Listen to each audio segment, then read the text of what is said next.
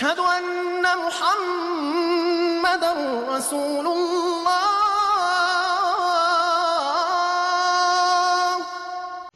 سورۃ التکویر، ویسے تو یہ 4 سورتوں کا جو یہ آیا ہے، دو کے 2 جوڑے ہو چکے. اب یہ ہے کہ اس سورہ مبارکہ کا پھر جوڑا جو ہے سورہ انفطار آئے گا بعد میں، لیکن یہ کہ 4 سورتیں تکویر، انفطار، مطففین اور انشقاق، یہ چاروں جو ہے مل کر بھی ایک گروپ بنتی ہیں، لیکن وہ بعد میں ساتھ بات ہے. اب وقت چونکہ ہے بھی ہمارے پاس 10 منٹ، لہذا اس کو ہم جتنا پڑھ سکتے ہیں پڑھ لیں. بسم اللہ الرحمن الرحیم. اذا الشمس کورت، جب سورج لپیٹ لیا جائے گا یا دھوپ لپیٹ لی جائے گی. اب یہ قیامت کے حالات ہیں، کیسے ہوں گے، کب ہوں گے. وَإِذَا النُّجُومُ انْكَدَرَتْ، اور جب یہ ستارے ماند پڑ جائیں گے. وَإِذَا الْجِبَالُ سُيِّرَتْ، جبکہ پہاڑ چلائے جائیں گے. وَإِذَا الْعِشَارُ عُطِّلَتْ، اور جبکہ گامھن بیانے والی جو ہے اونٹنیاں وہ کھلی پھریں گی. یہ عربوں کی جو ہے سب سے بڑی متاع ہوتی تھی، اونٹنی ہے، اور اس کا حمل جو ہے وضع حمل کا وقت قریب آیا ہوا ہے، تو اس کو تو بہت حفاظت سے رکھتے تھے، سنبھال کر رکھتے تھے، سیوا کرتے تھے. اس وقت کس کو فکر ہوگی؟ خود اس وقت عورتوں کو اپنے حمل کی فکر نہیں ہوگی تو وہ اونٹنیوں کے حمل کی کس کو فکر ہے. وَإِذَا الْعِشَارُ عُطِّلَتْ، وہ ایسے پھریں گی کہ کوئی ان کو پوچھتا ہی نہیں. وَإِذَا الْوُحُوشُ حُشِرَتْ، اور جبکہ وحشی جانور جو ہیں وہ بھی جمع ہو جائیں گے، ان کے اندر بھی وہ وحشت وغیرہ ختم ہو جائے گی.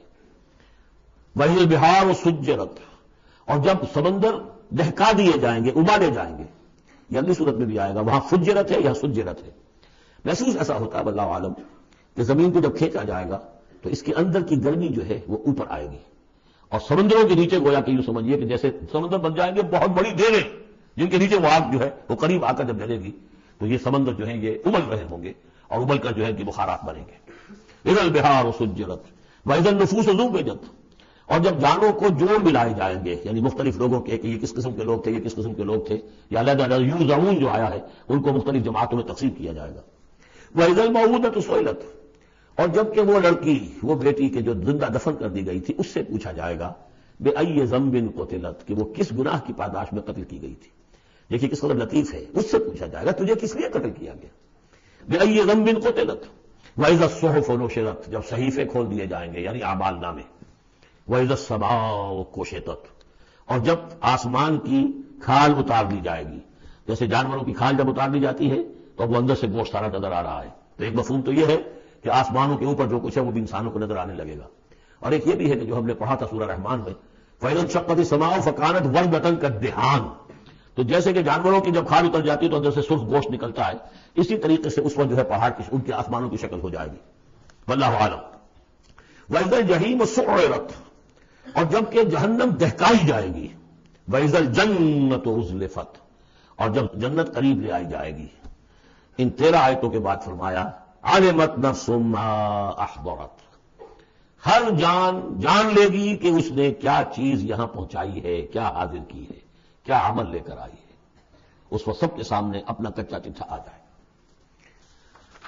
فَلَا أُقْسِمُ بِالْخُنَّسِ الْجَوَارِ الْكُنَّسِ وَاللَّيْلِ إِذَا عَسْعَسَ، تو نہیں، قسم ہے مجھے ان ستاروں کی جو سیدھا چلتے چلتے پھر پیچھے ہٹنا شروع کر دیتے ہیں.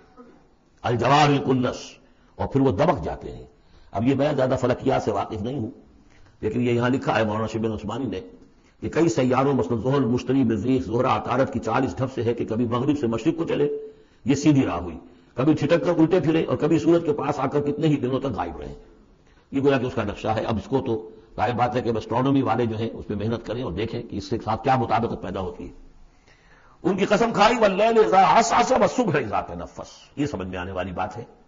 جب رات روانہ ہونے لگے، پیٹھ موڑے. واللیل اذا ادبر ہم پڑھ چکے ہیں سورہ مدثر میں، جب رات پیٹھ موڑتی ہے جا رہی ہے. واللیل اذا عسعس والصبح اذا تنفس، اور جب صبح جو ہے وہ سانس لینا شروع کرتی ہے. بہت ہی لطیف ہے. صبح کے وقت جیسے پہلے سناٹا پڑا ہوا تھا، اب یہ ہے کہ کچھ نہ کچھ کوئی کا دکا آدمی آپ کو سڑک پہ چلتا نظر آیا، کوئی نکلا ہے، گویا کہ صبح نے سانس لینا شروع کر دیا ہے، اس کا تنفس جو ہے اس کا آغاز ہو گیا. وَالصُّبْحِ إِذَا تَنَفَّسَ، اب یہ قسمیں کھا کر إِنَّهُ لَقَوْلُ رَسُولٍ كَرِيمٍ، یہ قرآن ایک بہت باعزت ایلچی کا قول ہے. اور یہاں مراد ہے حضرت جبرائیل علیہ السلام. اس سے پہلے سورہ حاقہ میں ہم پڑھ چکے ہیں إِنَّهُ لَقَوْلُ رَسُولٍ كَرِيمٍ، وہاں رسول کریم سے مراد محمد رسول اللہ ہے. اور سورہ حج میں ہم پڑھ چکے ہیں اللہ یصطفی من الملائکۃ رسلا ومن الناس، اللہ چن لیتا ہے، پسند کر لیتا ہے فرشتوں میں سے بھی ایلچی، پیغامبر، اور انسانوں میں سے بھی. فرشتوں میں سے چن لیا جبرائیل کو علیہ الصلوۃ والسلام، اور انسانوں میں سے چن لیا محمد کو صلی اللہ علیہ وسلم،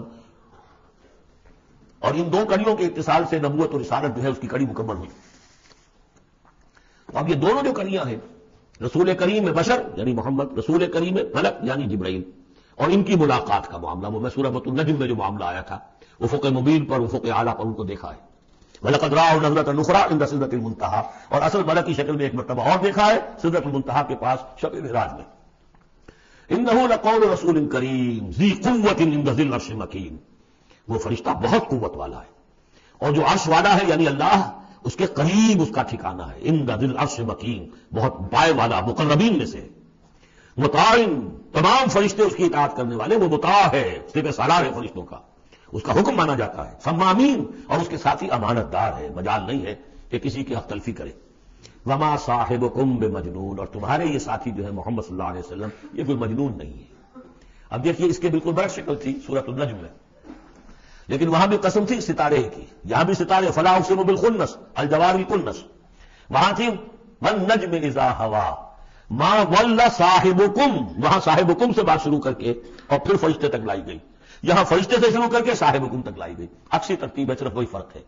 ما ضل صاحبکم وما غوا وما ينطق عن الهوى ان هو الا وحی یوحى علمہ شدید القویٰ، وہاں شدید القویٰ حضرت جبرائیل کو کہا تھا، یہاں بھی ذی قوت عند ذی العرش مکین۔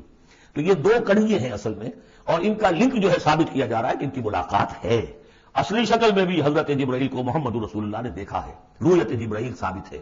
وَلَقَدْ رَآهُ بِالْأُفُقِ الْمُبِينِ، وہ لفظ جو آیا تھا سورۃ النجم میں، بالافق الاعلی ثم دنا فتدلی، انہوں نے دیکھا ہے اس کو صاف افق پر، کھلے افق پر، جس میں کوئی اشتباہ نہیں تھا۔ وما هو علی الغیب بضنین، اور وہ غیب کے معاملے میں حریص یا بخیل نہیں ہے، یعنی محمد رسول اللہ صلی اللہ علیہ وسلم، ایک جانب تو یہ حریص اور بخیل جو ہے قریب کے الفاظ ہیں، ایک ہی شے کے دو ایسپیکٹس ہیں، یعنی ان کی زندگی جو تمہارے سامنے رہی ہے، 40 برس جو گزرے ہیں، کیا انہوں نے کبھی کوئی کاہنوں کے ساتھ دوستی گانٹھی، غیب کے حالات معلوم کرنے کی کوشش کی، کوئی تپسیاں کی تھی اس کام کے لیے کہ انہیں غیب کی خبریں ملے؟ تو ظاہر بات ہے کہ ان کی زندگی سے خالی ہے۔ بخیل بھی نہیں ہے کہ اب جو کچھ وہ دیکھ رہے ہیں وہ تم تک پہنچا بھی رہے ہیں۔ کاہن کو اگر کوئی وہ ہلدی کی گانٹھ مل جاتی ہے تو اس کا پنساری بن کے بیٹھ جاتا ہے، اس کے پیسے مانگتا ہے، نذرانے مانگتا ہے، پھر کہیں جا کر کوئی خبر دیتا ہے۔ ہمارا یہ نبی ہے کہ جو بھی اسے غیب سے معلوم ہو رہا ہے، جو کچھ وہ دیکھ رہا ہے، سب عالم غیب ہے، فرشتہ عالم غیب میں سے ہے، اس کا مشاہدہ ہوا ہے، وہ ساری چیزیں تم کو بتا رہا ہے۔ تو وہ غیب کے معاملے میں جو علم بھی اللہ تعالیٰ کی طرف سے انہیں دیا جا رہا ہے، اس کو تم تک پہنچانے میں بخل سے کام نہیں لیتے۔ وما ہوا بقول شیطان الرجیم، اور یہ ہرگز کسی شیطان رجیم کا قول نہیں ہے، یعنی کچھ شیاطین جن تم نے سمجھا ہو کہ انہوں نے آ کر حضور کو یہ پٹی پڑھا دی ہے، معاذ اللہ۔ یہ سورہ حاقہ میں بھی آ چکا ہے، فلا اقسم بما تبصرون وما لا تبصرون، میں قسم کھاتا ہوں ان چیزوں کی بھی جو تم دیکھتے ہو، ان کی بھی جو تم نہیں دیکھتے۔ انہ لقول رسول کریم وما هو بقول شاعر قلیلا ما تؤمنون ولا بقول کاہن قلیلا ما تذکرون۔ اب دیکھیے کاہن کو جو خبر ملتی تھی وہ جنات سے ملتی تھی، وہ ما لا تبصرون میں سے ہے، اور شاعر جو شعر کہتے تھے وہ خود کہتے تھے وہ ان میں سے ہے کہ ما تبصرون، فلا اقسم بما تبصرون وما لا تبصرون انہ لقول رسول کریم وما هو بقول شاعر قلیلا ما تؤمنون ولا بقول کاہن قلیلا ما تذکرون۔ یہاں بھی فرمایا یہ کسی شیطان رجیم کا قول نہیں۔ فأین تذهبون، تو تم کدھر جا رہے ہو، بجائے اس کے کہ جو وحی آ رہی ہے محمد صلی اللہ علیہ وسلم پر، اس سے اپنے دلوں کو منور کرو، اپنی زندگی کے صحیح رخ کو اختیار کرو، کدھر جا رہے ہو؟ ان ہوا الا ذکر للعالمین، نہیں ہے یہ مگر بس ایک تمام جہان والوں کے لیے نصیحت، یاد دہانی۔ ذکر کا لفظ ہے، یاد دہانی اس کا بہترین جو ہے مفہوم ہے کہ وہ حقائق جو تمہاری فطرت میں مضمر ہیں، تمہاری روح میں وہ سب کچھ تھا، پردے پڑ گئے تھے، تمہاری توجہ نہیں رہی تھی، تم اپنی اس روح سے غافل ہو گئے تھے۔ ولا تکونوا کالذین نسوا اللہ فانساہم انفسہم، اب قرآن آ کر ایکٹیویٹ کر رہا ہے تمہارے اپنے اسی انر کانشیسنس کو، جو ڈورمنٹ تھا اسے ایکٹیویٹ کر رہا ہے۔ لمن شاء منکم ان یستقیم، ہر اس شخص کے لیے جو تم میں سے چاہے کہ وہ سیدھے راستے پر آ جائے، جو بھی طالب ہوگا ہدایت کا، جو صراط مستقیم حاصل کرنا چاہے گا، اس کے لیے یہ یاد دہانی ہے۔ وما تشاءون الا ان یشاء اللہ، پھر وہی بات، تمہارے چاہے بھی کچھ نہیں ہو سکتا جب تک اللہ نہ چاہے۔ یہ دو مشیتیں ملتی ہیں، تم بھی چاہو اور اللہ بھی چاہے، تب کام ہوگا، اللہ کا اذن ہوگا، اللہ کی توفیق ہوگی، تمہارا ارادہ ہوگا۔ تمہارا ارادہ نہیں تو اللہ زبردستی ٹھونستا نہیں، زبردستی ٹھونس دے تو پھر جزا و سزا کا کوئی سوال نہیں، پھر یہ سارا کا سارا معاملہ ہی جو ہے وہ باطل ہو جاتا ہے۔ الا ان یشاء اللہ رب العالمین، تمہارے چاہے کچھ نہیں ہو سکتا جب تک نہ چاہے اللہ کے جو تمام جہانوں کا رب ہے۔